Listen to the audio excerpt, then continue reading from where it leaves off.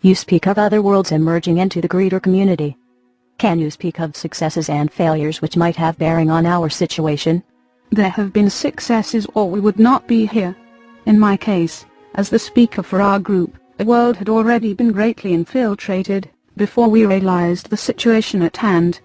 Our education was prompted by the arrival of a group such as ourselves, providing insight and information about our situation. We had alien resource traders in our world interacting with our government. Those who were in power at that time were persuaded that trade and commerce would be beneficial to us, for we were beginning to experience resource depletion. Though our race was united, unlike your own, we began to be wholly dependent upon the new technology and opportunities that were being presented to us. And yet as this occurred, there was a shift in the center of power. We were becoming the clients. The visitors were becoming the providers. As time went on, terms and restrictions were placed upon us, subtly at first. Our religious focus and beliefs were also influenced by the visitors, who showed interest in our spiritual values, but who wished to give us a new understanding, an understanding based upon the collective, based upon the cooperation of minds thinking alike in unison with each other. This was presented to our race as an expression of spirituality and achievement.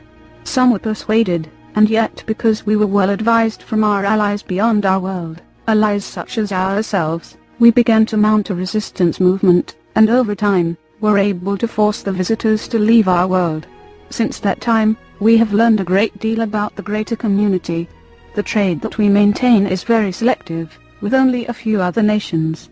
We have been able to avoid the collectives, and that has preserved our freedom. And yet our success was difficult to achieve, for there were many of us who had to die in the face of this conflict.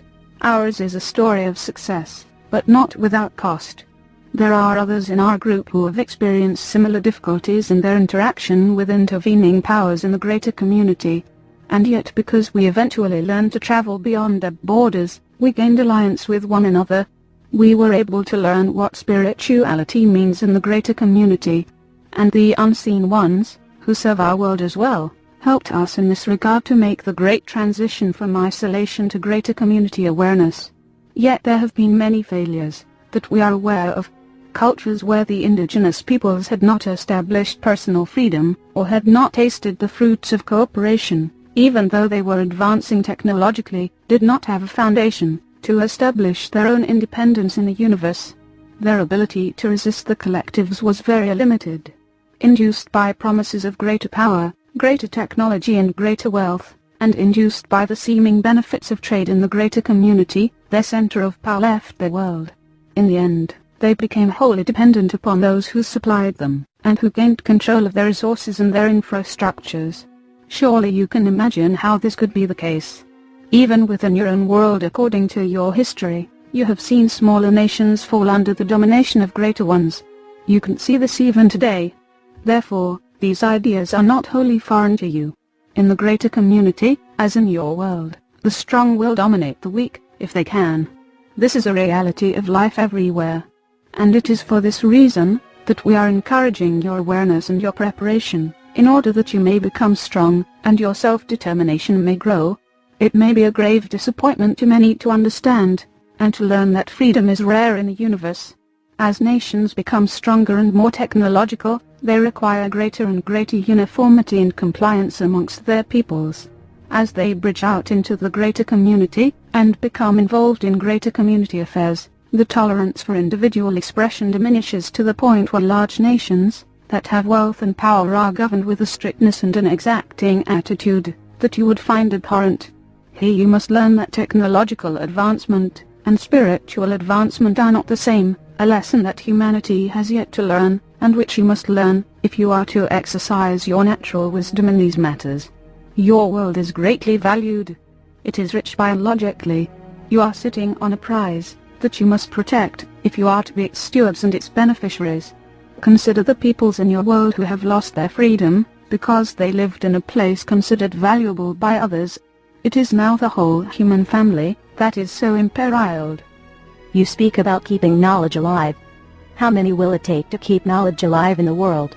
We cannot give you a number, but it must be strong enough to generate a voice within your own cultures. If this message can only be received by a few, they will not have this voice or the strength. Here they must share their wisdom. It cannot be purely for their own edification. Many more must learn of this message, many more than can receive it today. Is there a danger in presenting this message?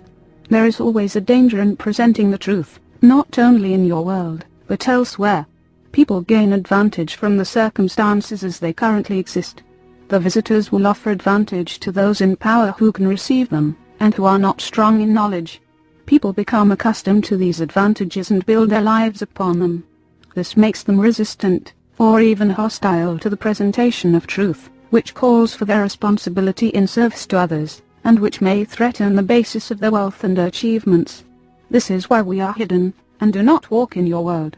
Certainly the visitors would destroy us, if they could find us.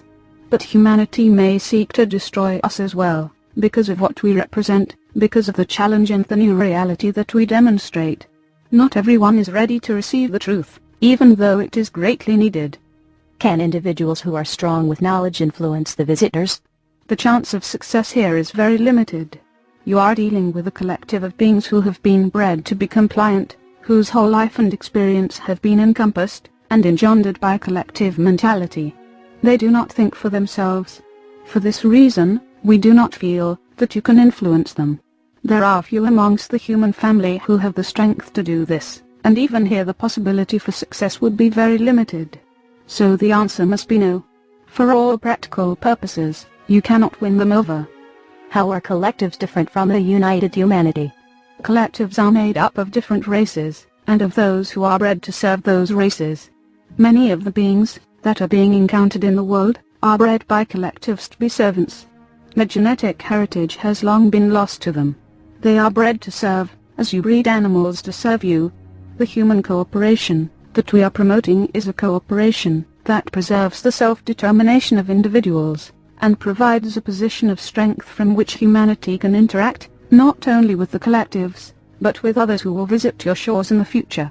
A collective is based upon one belief, one set of principles and one authority. Its emphasis is complete allegiance to an idea or an ideal.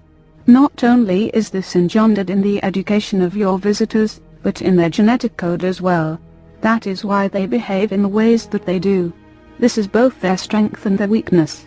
They have great strength in the mental environment, because their minds are united. But they are weak, because they cannot think for themselves. They cannot deal with complexities or adversity very successfully. A man or woman of knowledge would be incomprehensible to them. Humanity must unite to preserve its freedom, but this is a very different establishment from the creation of a collective. We call them collectives, because they are collectives of different races and nationalities. Collectives are not one race. Though there are many races in the greater community that are ruled by a dominant authority, a collective is an organization that spans beyond the allegiance of one race to its own world. Collectives can have great power. Yet because there are many collectives, they tend to compete with one another, which prevents any one of them from becoming dominant. Also, various nations in the greater community have long-standing disputes with one another, which are difficult to bridge. Perhaps they have competed for a long time for the same resources. Perhaps they compete with one another to sell the resources that they have. Yet a collective is a different matter. As we are saying here, it is not based upon one race and one world. They are the result of conquest and domination. That is why your visitors are comprised of different races of beings at different levels of authority and command.